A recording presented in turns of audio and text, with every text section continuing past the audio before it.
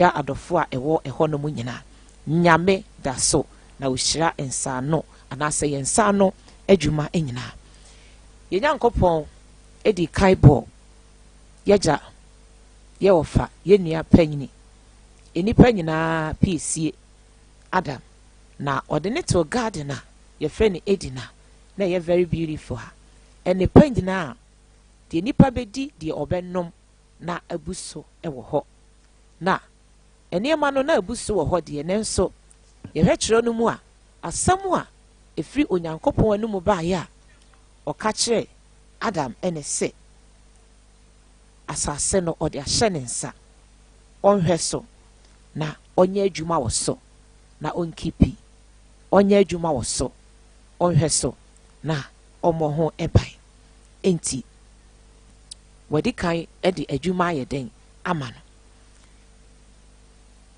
bibia ni hɔ a na enimu sɛ de medical aka no Adam openso anu mu a ebi nie apple na opa ɔde na ɔpɛ sɛ ɔde bɔ apesi a ɛnyɛ na enti nanka ye ka kyerɛ ne sɛ ɔnsan nyɛ adwuma no ye nim de mu de nanka nsɛm bisa bi wɔ ho nanso eyi kyerɛ yɛn sɛ de de ɛhyɛ wɔn nsɛm bia no ɛyɛ sɛ wohwɛ so yie woyiyi de ɛnyɛ firi ho obɔ ho ban na oma ɛso aba ti bibia buso de bet ɛgya ne sɛ me de ahyɛ wɔn nsa yɛ adwuma wɔ so na hwɛ ne yie enti adwuma ɔde hyɛ ne nsa yehu sɛ ɛyɛ farming no ɛmɛ yɛte aseɛ sɛ farming ankasa no ɛyɛ the oldest and greatest professional nyame ɛde ma mankind na sɛ wɔkan Bible na obeduru Abraham apɛn so a ɛno nso yɛgye to mu sɛ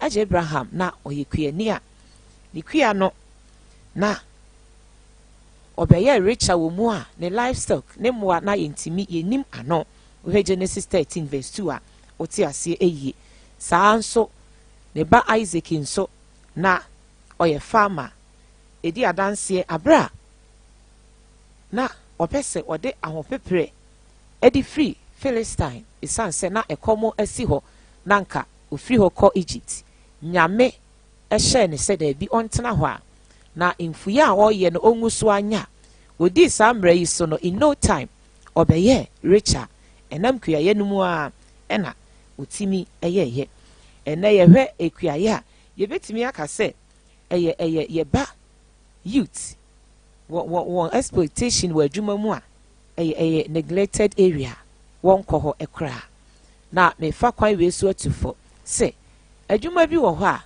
wɔho na akɔyɛ opportunity a ɛyɛ sɛ yɛ grab enti obi tie me wapa adwuma abrɛ wɔso abrɛ enso ɛnyɛ kwan bi ɛwɔ beka sɛ na bi a ɔdom ase ha ya ɔwɔ asase bi da hɔ a hwee ni so a enka obetimi afa ɛde ayɛ bibi eduru mmerɛ bi nso a ɛyɛ sɛ yɛhwɛ family line mu a adwuma bi wɔ hɔ a nyame de hyira abusua nyame ɔde hyira abusua obi a ɔpeke saa de ni bia no otimi ɛbɛyɛ nipa kɛseɛ ti mabunu ne titiriw ɛbra so sɛ yɛde yɛni to fam na akwanya bi wɔ hɔ a yɛgyegya yɛato hɔ a ama yɛbra yɛbɛtimi afa na ɛde nkanko bi atimi aka yɛabrabɔ ɛpaa awie yi mebɔ mpaeɛ ɛsrɛ twɛdi ampo Nyankopɔn sɛ ɔmmoa na opportunity bi a ɛbɛn wo a o realize yepo no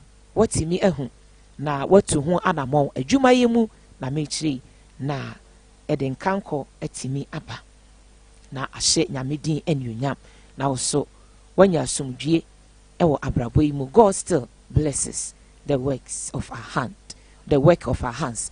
Nyame gu so a ohyira ensa no adwuma ada bia meka ne ha sɛ de nyame asɛm ɛte ne mu pa ana de ofrɛ no ho gidini no ɛbɛyɛ den sɛ ade a yɛfrɛ no idleness wobɛhu wɔ n'abrabom sɛ wɔte hɔ pa de ne nsa hyɛ ne dami fam te hɔ ɔnkɔmma daabi ɛnyɛ kristofo yɛnsu kora sansɛ yɛgya no ɛfiri Adam pɛn so ɛna wama yɛhu sɛ ɔyɛ odwumadenfo a ɔbɔ adwumade a ɔsan so ɛhyira enwuma pa nyinaa so ɛde ma yɛn mɛsrɛ sɛ yɛnhyɛ ne nso enwuma nyame ɛhyira so ɛde ama yɛn no obeshira so de amaye a agye se ade a ye frɛ ne se sika ni bre ye de to ye chi ekra waka Timothy ngoma edikan etrensia chichemu edu ose money the love of money is the root of all evil.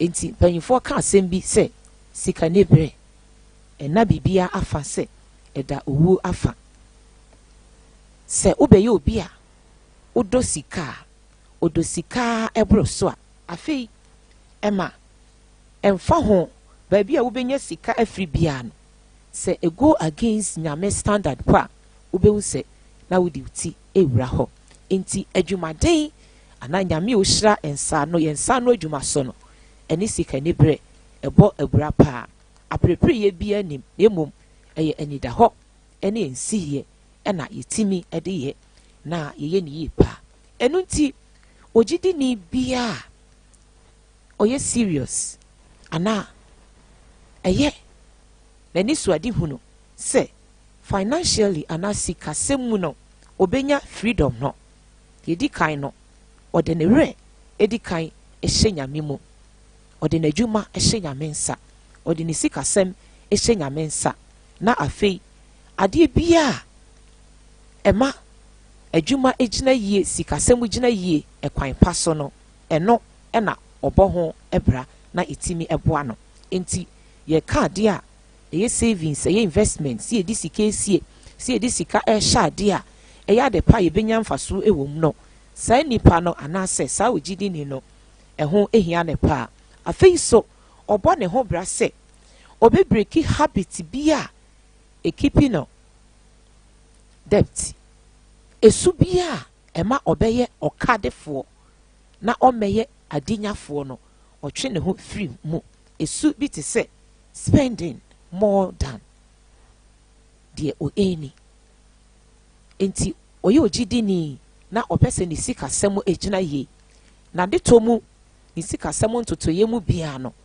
ɔmfa ne ho nhyɛ adeɛ a ɛboro deɛ ne nsa ka emu on spending more than deɛ ɛba ne nsam nti ɛbɛyɛ den sɛ ada bia ɛka edi n'anim ti afɔrebɔpo a onya sika ɛde bobi ɛma ɛno nso ɛtwe nhyira ɛde brɛ n'adwuma anaasɛ ɛde ka ne sika sɛm awie yi heritage a so yɛsi nyame gu so a ohyira ensa no adwuma enti wɔka obiara ti kɔ pagya obiara to sɛ ɔnsɔre na ɔmpɛ bibi ɛmfa ne nsa ɛnyɛ na ɛkwan bɛn ɛne ɛbɛfa so a adwuma a yɛnsa aka yɛbɛtumi asustain no na ɛbɛgyina na agye nyame nsa mu nhyira na nkankɔ ɛtumi aba so deɛ mede edi kan me say working on your character or work on your character enipa esu yɛka character deɛ yɛde afia egyina hɔ a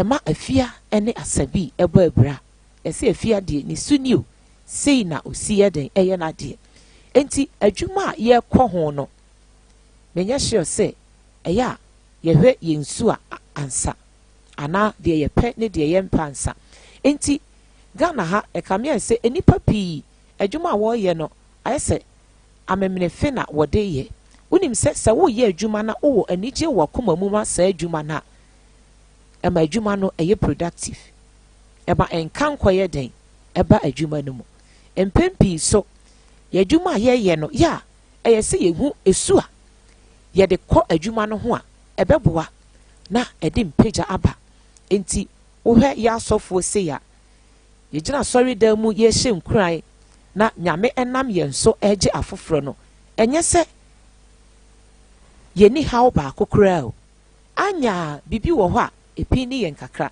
nanso the moment a yɛbɛgyina nipa anim no ɛnyɛ yɛ biem yɛde ne nyinaa to yɛkyi sɛdeɛ ɛbɛyɛ nyame bɛfa yɛn so na wahwie ɔgyeɛ ɛde ama afoforo enti sɛ misu yɛ obi a mensere misu yɛ obi a mempɛnkyia misu yɛ obi a nkyia koraa so gyeɛ yɛ meden a esi dan ɛna bibie so tɔ tena ano mempɛ sewie mmuna nko a ti mmuna no a mede te wɔn the possibility sɛ minya customers no ɛwɔ soro pa na mmom realize saa deɛ wei ansapo na makwa adwuma ansa na saa adwuma me de me ho ahye mu a me mmerɛ pii o ɛyɛ nneɛma nketenkete nanso ɛho hia aborɔfo nti ada bia wɔkɔ wɔ n'anim ɛwɔ wɔn adwuma yɛ mu ɛde sen yɛn daa deɛ ɛka ho ebiem me se stir up the gift in you akyɛdeɛ a wɔde ama wo akyɛdeɛ a ɛyɛ w'adwumayɛ no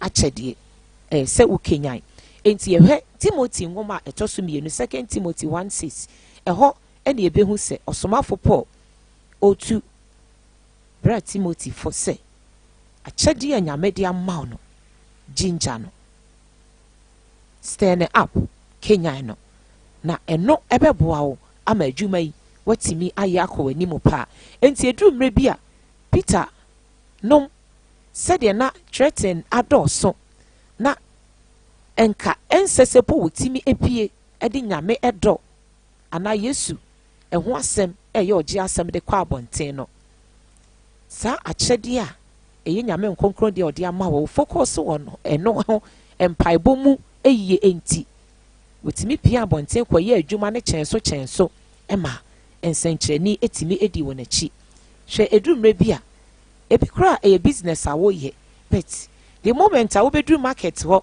afei ne wafiri aseɛ na wohwɛ afoforo dwa bi kɔ a akɔ soro wohwɛ obi nneɛma bi sɛdeɛ esi ɛdɔɔso fa na wohwɛ wo deɛ kumaa bi a ahwɛ a etimi yɛ threat ma wo bi a afei deɛ kwan a ɛyɛ sɛ ɔfa so po na n'ani gye ɛfrɛ customers no na wayɛ den waboto na me deɛ deɛ eduru mmerɛ bi a anamɔn a ɛyɛ si yɛtu yɛ adwuma ho ɔse me sika wei deɛ ya na ebetimi ayɛ enti metwɛn yɛnya bi aka ho asuro hyɛ ne mu sɛ amanfoɔ deɛ kɛseɛ me deɛ ketewa sɛ na ebetimi ayɛ na saa threat no na ama no aboto na nimra ne ho so no na sika ne nyinaa koraa asa wantimi amfa anya hwɛ bibia the moment a yɛbɛbɔ yɛn ho so ne titiw adwuma ho sɛ yɛpagya bibi anaa yɛfiri bibi ase no wama wɔ ahoɔden koraa deɛ ɔde adwuma adom akyɛdeɛ akyɛw san sɛ ɔse ma yɛntena hɔ kwa ɔse nsa nyɛ adwuma no ɛnidi nti wɔdi kan de ahoɔden no ama wo nti adwuma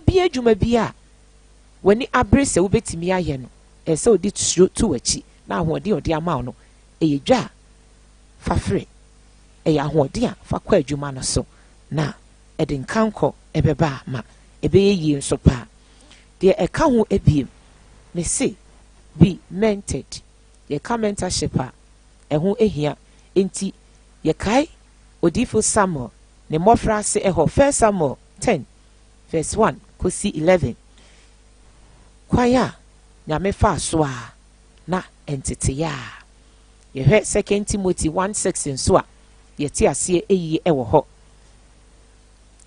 mentorship connecting with the right people ɛnɛ deɛ ɛho po nhia sɛ wonya obi ma ɔkyerɛkyerɛ sɛ kɔyɛ wei fa ha yɛ wei ansa ebetimi aba sɛ enipa na adwuma pa a wode asi w'ani so sɛ ɛno na ɛyɛ wo mentor a wohwɛ so anaa w'ani so adi hu na wohwɛ so de ayɛ wo deɛ no bi kora na nipa no kora wo ne nkasa ada nanso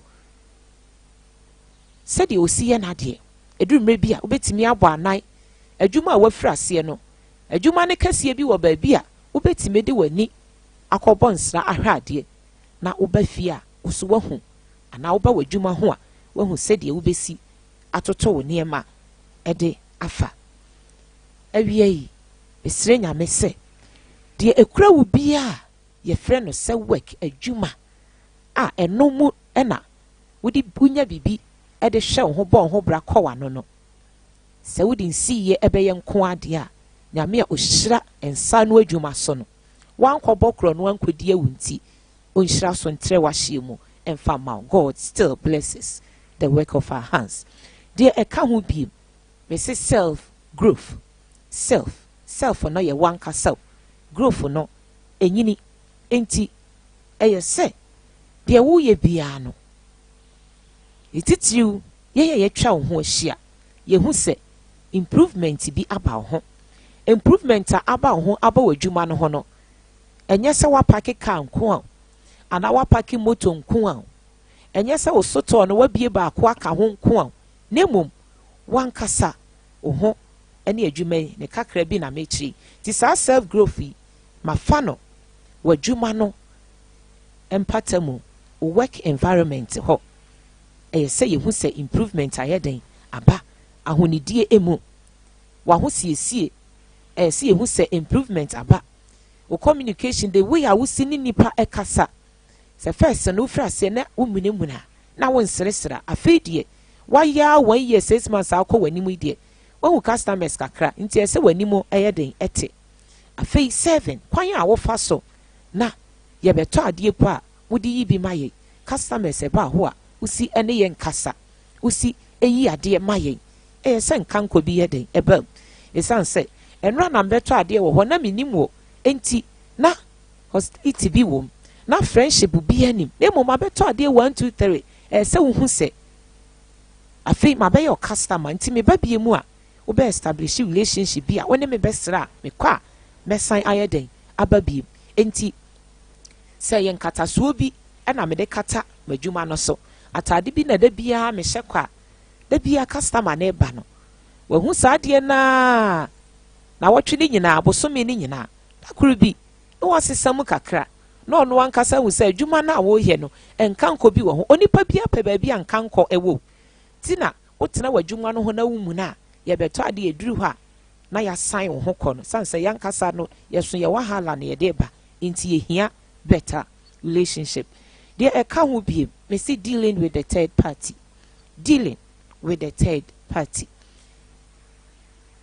na idi kan no eye wankasa wo ho said the awarefo ye tu wonfo se mumienu no third party bia obeba aware nim no eye enida ho na yakwanya a wode ma no said the obesi di ama no a emeye mess bi anya den ense wa hwahwe no enti we ye party 1 adwuma na ye party 2 third party a oba no ye fa ne se onipa ode afutuo enye customer de ode afutuo ma ana de woni no enya nkitahodie bia eye business no enkitahodie de o fa ne ma wo no ho de obre obi enti ye hwe Ecclesiastes chapter 4 verse 12 Bible no ekire yen se though one may be overpowered, two can defend themselves. Ade ba akodi ni twimfa so no oni wadwuma no nko twimfa so no easy. Nemom unya stronghold bi eka ho a eboa wo ma ugina brane. Nemom de hia ne se de oma wafutuo ama wo de ahye wadwuma no obehwe se sa third party ne stance no prevail over the vision and I say wadwuma no ani so ade ehunu enti de me ma ne kwan no de afutuo ama me wo adwuma ne ho no na futuo no mewe o na ma hwe vision na ikura me ba bia me pese meduru se emekele no de a me fa eyeyi akwanya pi wo ho emwa pi wo ho a ye ma ye ho kwan ya ye benya na ye nya mpagya ye wo ye adwuma ho na mom emwa ni bi wo ho de a ebewie kumu sei te se de obonefo ba no enti de oma wafutuo obi kura betimi etuvo se adwuma yi wunyae na wonko ha wunyae na wonye we se senie manafo ani to fam se ebeboa nko ade a ansa na wo make sa move no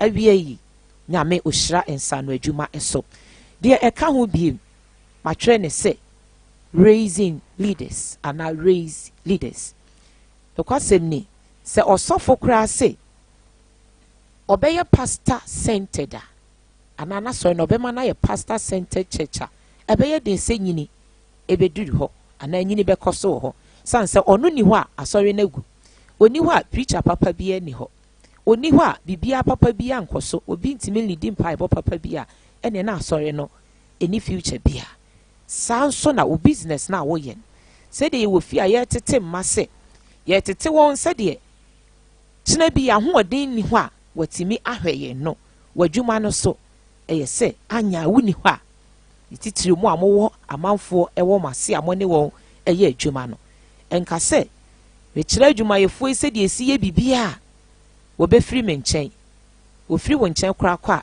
plus watiti nipa entitete won na kina bibibi si a bibia timi si wa abra nyame ama ho kwan na untimi enye adwuma no untimi nya ahoɔden untimi ma wano a watimi asomu de amaw enti oba na okɔ school ba bia holidays no ne nam basabasa no oba fi a twene be adwuma no enti ye hwe adwuma atim pa papa no oni ho pe obi se ne ba bi na wa beteki over na adwuma na ka abusua no ntete ya ye de ma saa nso na wudwa ne bi antosi makobi na woto nenso oba bi akwanya bi wo ne ho a ene be sra me kyena woni ho a simopo a wa behwe amaw de ote wo ncha wo ne ye adwuma so no enye eniema nyina de nenso da kru bi afia me hwe ade wa ha bo mi tomatoes no konko we me de gise we obi beto we ya yi ba akoto no so wa me kɔ ha ba we obi be ye we ya enti se wo sori na ni obi be gina wo niema ho a wo other customers ni mu na nka se wa afia we ni ho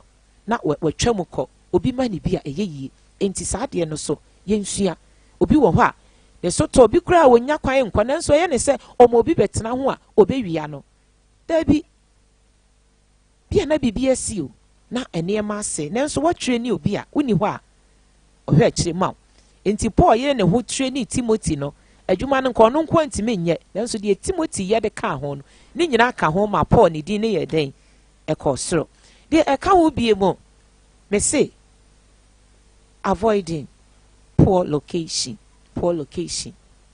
we a strong barrier when it comes to growth baby a ye adwuma no eno nso eho ehia pa obi wo ho a ohwe sede ni nua bi na adwuma no da bia nipa ba ho pa o ade ne ye to ne sei ene me so mefa saa de na bi de abesi ne nchen unim emfie dodo a ode abuild ne ho ti won se ode kosi ho no de ne ye hwe ni mo kra ba bia na ye wo space bi wo ho a na nka wo de ne kɔ ho a wo so ebetimi ama wa generate customers ebetimi ama wa establish ho de ma saa de we no ha ye nyina no edumre bi a na eye ni bre enti de nyame de ama no be sure say o concentrate no a ebeboa na fe wo hwe ba bi nso a wo hwe mantamu bi wo ho a ti wo saa de we na elake wa ha enti eno momo me ye ebeboa na momo me hwe se me nua ye we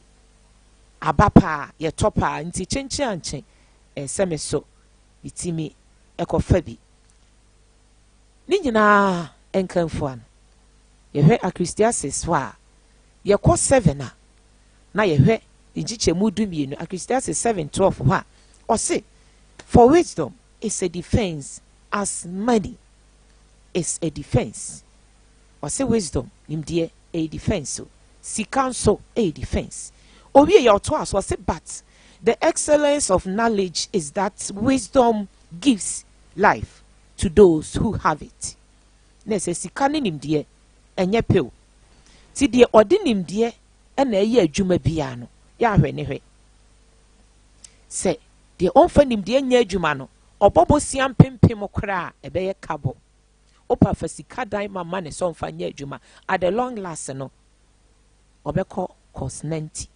Demom de ode 1,000 Ghana po adwuma nkese a yehuhu ni ade no obi di na danse akire wa sika kuma bi no di frase o nanso sabi wisdom no eye adwuma pa onfa 1,000 Ghana mfra adwuma ase na adwuma no ye onko fira ade 200 Ghana 20 Ghana eye frɛ ne sen 2,000 Ghana de wagye no a wuntu aka no kra no a wode ye ho keke o nyesa wode hye adwuma no mu aburu wudwetiri eso enti nimdeɛ eya wadwuma no dakru wudru fia fa adwuma no 2 plates so te said de wode apple ato so no na fa knife twitwam ubehu de ewo mu ankasa utesti hwe a ubehu baabi ese wode niema ye de efa ya access ho na hwe ono custom relationship say na sitie o spending say na sitie no wan check saa de ni nyina na da bia wo koba say dream bia o review expectation na wo hwe said de eniema esi eyeden eko na awiye ne se you must get life from the work of your hands not death adwuma wo ye no ese wunya nkwa firim ho enye owuo na ese wunya firim ho enye owuo ese adwuma no ema wo nkwa enti we involve ye na pomoden adwuma me ye ni nyina no na me hwe ma pomoden enye se ma ye busy nti aduane ensem fata bia na mato adi na ebobo anyarewa ewo mi musa mewie no eka mebo no hospital no me dwetire kura nso ayese me san kobobosia eka ho da bi na ese sabi wisdom enyanya adwuma enti wo wapomuden ho hia ti wo ye adwuma ni nyina no apomuden no se kyena wo da ho a store no watomu ene ma egum webesei ti wapomuden na wo hwe aduru papa bi yese wo fa na wo fa wate ase ahonidie na wo ye enuane papa yese wudi na wo ye den na wudi obi beton nuane pa ama amanfo saa fruit na waton no so obebe kanti no waton apple be ye 2 years onwe apple ba akokra da it happens uhia pomodin na wo de aye wadwuma no de eka ho eboa na adwuma no eyese wunya nkwa free mu na ema wowo ye cheke ye relationship at the workplace ho fanamfo papa wa ho adwuma na wakom no ko fadamfo a obeja wowo obeja woka obeja wa mane nti nipa a woni wodi nkitahodie e wa adwuma no mu no na wamo wani so ayeden ada ho baabi a ye kire se kopem ho no ebra wa adwuma no so no emeku bade emegu wa ware emesai niema ni nyina eho hia afei adwuma be ma ye nkwa ye time esi taking it serious time management obre no ese wo pebra wo de home ebra wo de home o yesa wo koba wo home no wanhwe yi a yare kasie bi esabi ebeto de amawo no enti wo hyehye wo bre yi ebra wo de home fa shim afei ensai bre ye wo bra ye didi nkomo obu a wo to na de nyina komodie nko a ti me ma be gina wo niam so a wo waste me time so next time me ma san say time is money me be gina ma waste me time abra customer saba no sabre no na ne nkomodie bi ne serie bi yeso ye pentem ti ni nyina ese ehihye bre ni ye ebra yese ye de ba adwuma entem ebra yese ye pon na nyame nhira ka ho ye timi ayeden akoye nim medical ka spend no ho asem so ubenya nkwa afira adwuma no mu a the way a wusi etoto wo niam ne ade the way a wusi eyisi usika se ho hia koye nkofa ka kese bia meto ho so kyena be hunse ne ye de wakoto Facebook na eno so ejayen enimguasie ejayen yare yen hye nso ube review expectation all round maka eho asem na ni nyina mu no ese utimi hu se adwuma ameye edi nhira na ebre me anase edi no me etisa aware o metewa me ye single no na me hodwo me pa na me ware ye no enya pressure ekom de me bibia nkoyi a ene nanka me singleness na eye better enti adwuma wodi wuti awuram se enye wuye na ekum wo se wo de a ene na se wo de wani ye den ekire bibi foforo mu awie yi Kristo do waye krado se adwuma bi ekura wo se son se esi ho se wo kasa se wo bo se wo bie obehira so ama abra wa ma wani ada ho wayi akwadwira to nchen obo adwumaden na oye papa ye babia na ahoɔden bi a wɔde ama no onse no na wɔde bɛka adwuma no apushi ne yi Kristo onomo na wonhyira won sa no adwuma so ema me awie heritage ayi so na doma ensadanti amen abusa ne din ene evangelist efia kyereme mama ena otenenka ewo eye efia ha no ene ne nkomo mame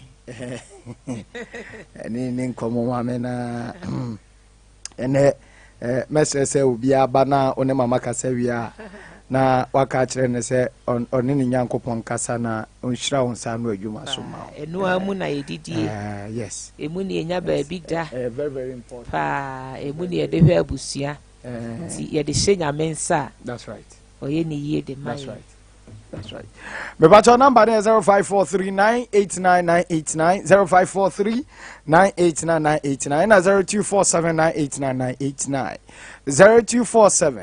0247989989 ofra na yedi enkomo me ba cho good afternoon me ba cho di baby akasa frɛ ne mama ni nkomo your friend Alice me kasa frɛ odomase na mi shamo mi wate onye ne kaise oma na adom ne nyamo oma na honde ankawo dani dani na no be tree mam hocho mi hiam paibo misre osura adomo de ma kosua bia ye de be hawadwene masi kwan wa eye ni da honko a okay ya mimi kwan amen 0543 989 0247989989. Hello.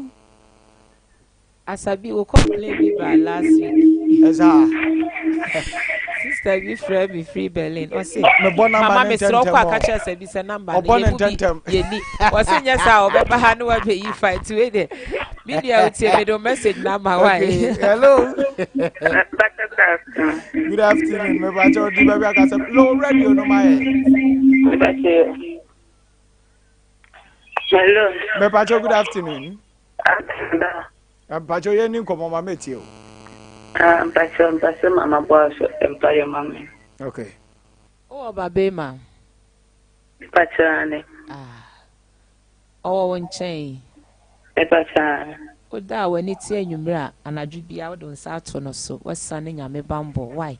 Ebe Yamin Shell. Hello. Hello. Yes, sir. Good afternoon. Good afternoon. Me bacho di baby akasa free na ma made komo.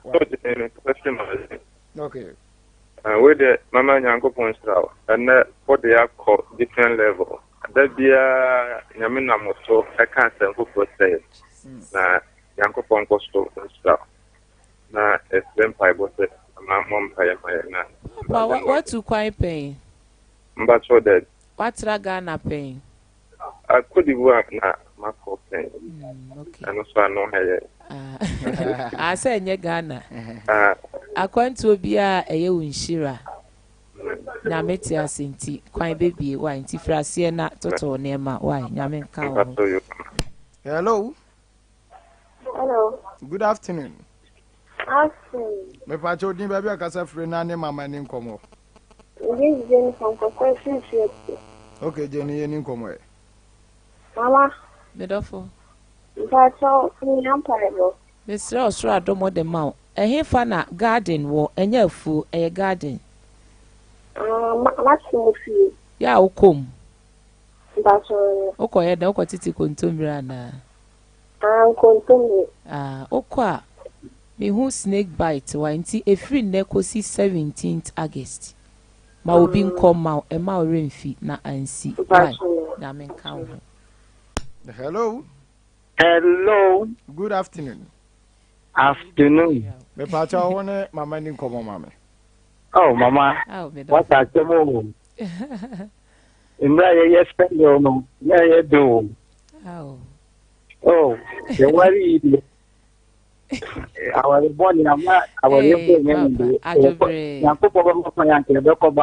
Ajobre. My bonfire man. Intina obi cha yetu ne for say nyame nim de oye. Ebi maybe obi kra be ware bo se BBS na nyame atwu break kakra no wasiesie ne ma be ya na yente ase. Nemom fra wa free Kristo asomodwie insane wa ware so. Bibia ya botre ene nkomodie. O oba be ma wo ho. Mpotrai. Mienu panyini no owo sen. Owo 10 years. Owo 10 years. Obenya scholarship why? Enti na disua no wani nko ho pa na aboa no a na wasumadwo wo Yesu din mo. So ya ade kakra. Anti wo na ese wo boa no. Why? Say dey be ya shebrebe ya adwuma wo Yesu din mo. Amen. Was you I we are on friend personally no ni nkomo. Good afternoon. Hello. Good afternoon. Afternoon. Me pacho ne mama ni nkomo. Hello, Mama. Medofo. Hello. Hello. Pacho ye Mama, tinka. Amen. Ano ko sa mo adom niya kasi. Nabela na bingin na mo ang dia betin dia chire. Enshira ewo enafie de mi hono no. Why? Enshira wo enafie. Yenka ye honko ho ye mompae de se fata yembia. Ejapade bia nyame onye ma. Amen. Amen. Hello.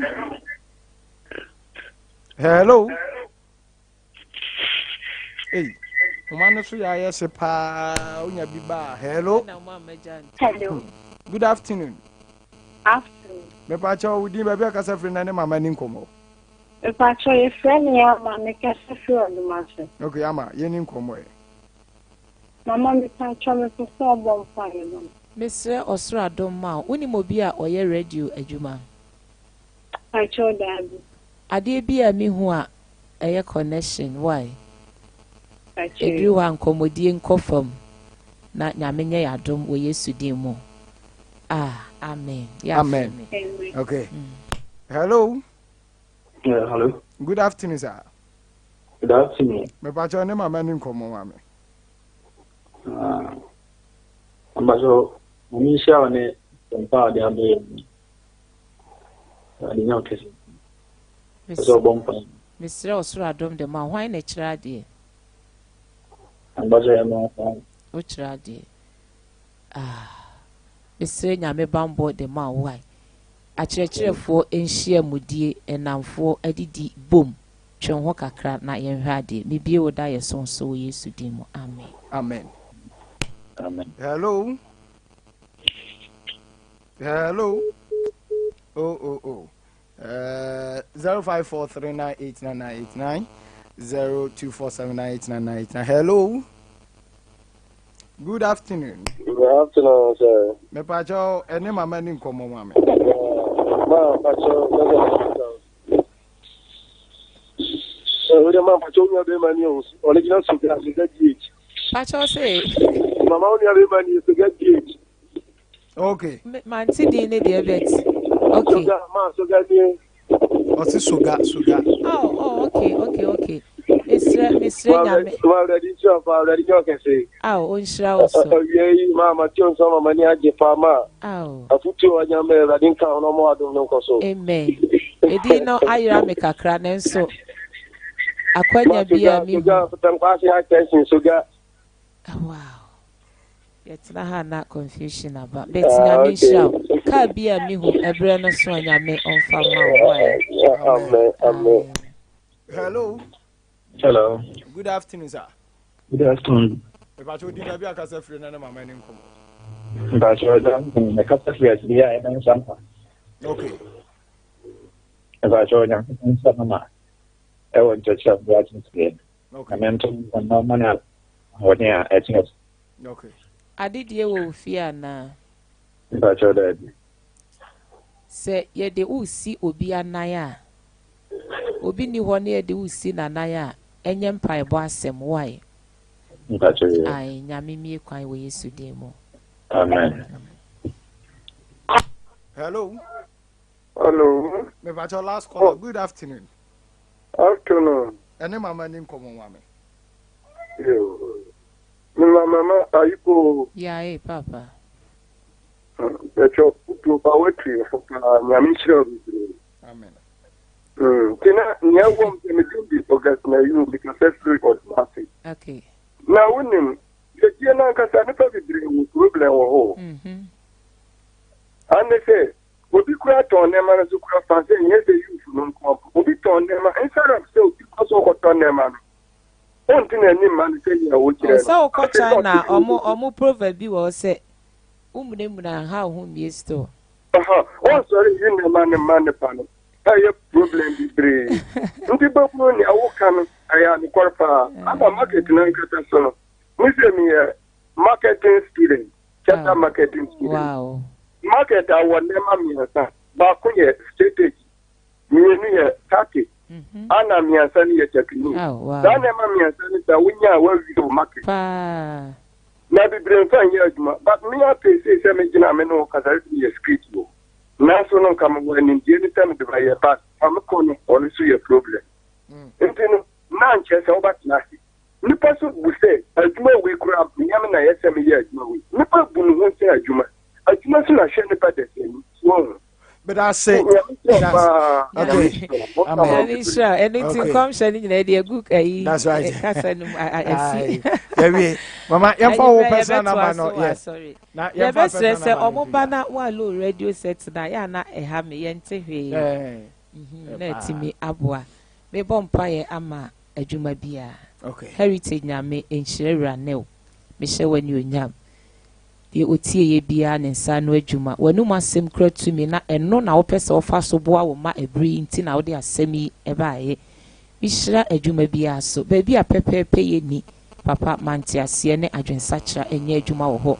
De ontwa ne bre so aba ene wadom yi enkasa ma ne. De oni adwuma ye wo sensa nye adwuma enidi. Papa wadom enso no so na efiri na ekọ onti asɛmode wo Yesu din mo amen nyame ya adom a enyumre emergency fire prayer eni minhia ensu topo a entena fie sanse ensu to a yewura dam enupo na nyame adom no edoso sanse ohu se wo de animia na aba na ahye nyame din enyonyam online bia no nana afia kyereme uhumia wahu ministry no ebetimi adi enkomo na ahye nyame din enyonyam Sompa FM wona wani je ho nyina aboa nyame ompeja mo na wontre mahye mu emfa emamo maminchia madamfo Ransford enu sister sewa mo wo Berlin nyame onhira mo de mahwe bia ewo me ho Kristo onhya manamu na emroso yeba bia makai wo se Garages Information Center magazine wo beti enka ewo ho wona wo ho no na Wednesday bia so heritage ye kasa wo ho a obetimi ene ye edinsa wo so adomdom ya da se ne heritage a ye wa ha ma free ha de nenso ko Sompa online ho a message no ewo ho a video no obetimi ahwe kama na ahye nyame de anyonyam nyame onhira wo Yesu din mo asabi nyame nhira ama mfa number na ntuja me number no me se wonim dada manfo mfa nto bo na manfo mfre de wo tie foforo bi